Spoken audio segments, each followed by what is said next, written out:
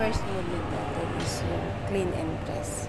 So, first, i-clean muna natin siya and then press. Yan. Yan po yung clean and press.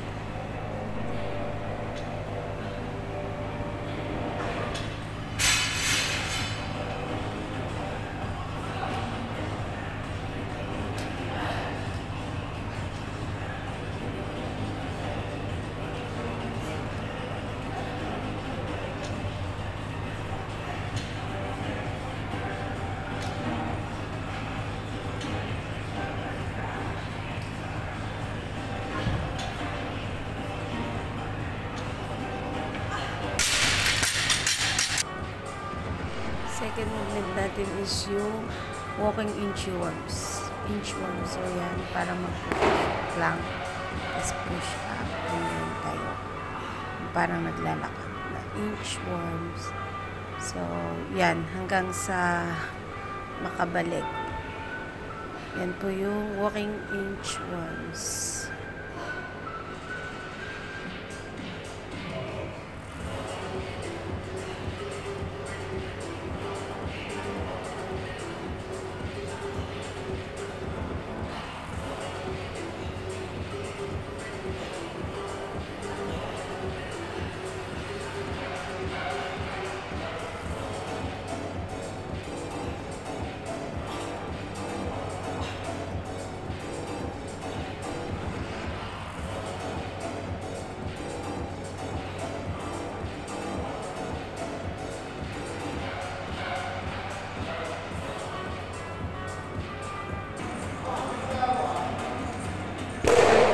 Natin is yung 4 laps na overhead lunges.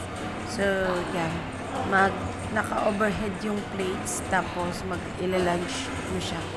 So, ang bit ko dyan nung una is 15 pounds, tapos pinalitan ko siya na 25 plates. So, 4 na balik. So, dalawang balik lang yung nakita dyan. And then, after nyan is my 45 to 60 seconds na hollow hold.